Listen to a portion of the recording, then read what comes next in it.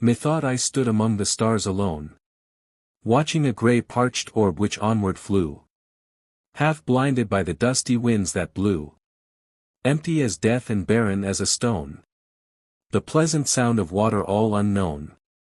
When, as I looked in wonderment, there grew, high in the air above, a drop of dew, which, gathering slowly through long cycles, shone like a great tear, and then at last it fell, clasping the orb, which drank it greedily, with a delicious noise and upward swell of sweet cool joy that tossed me like a sea.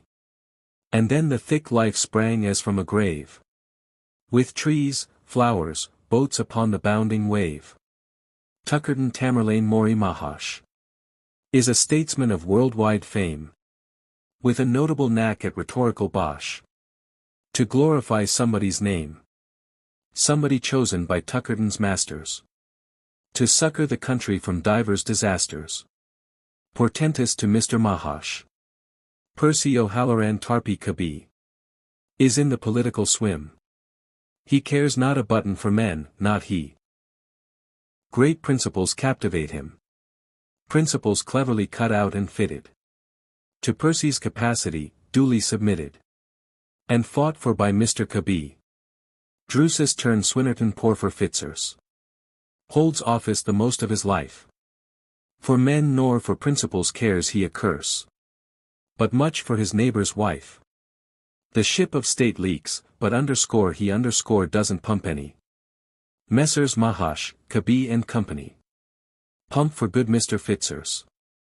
Man born blind received his sight by a painful operation, and these are things he saw in the light of an infant observation.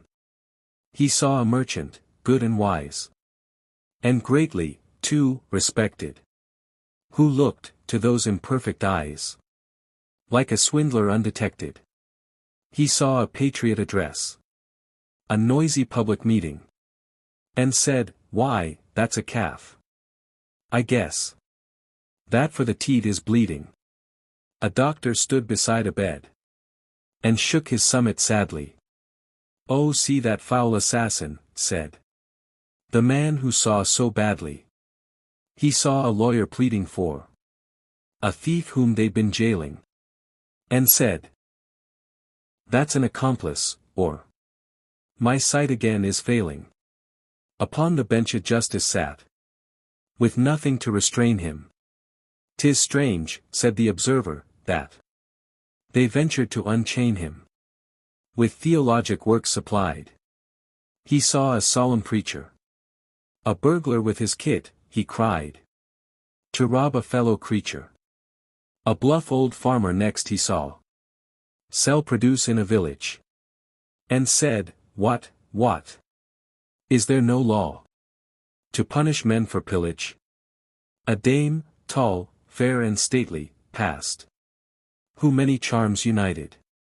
He thanked his stars his lot was cast where sepulchres were whited.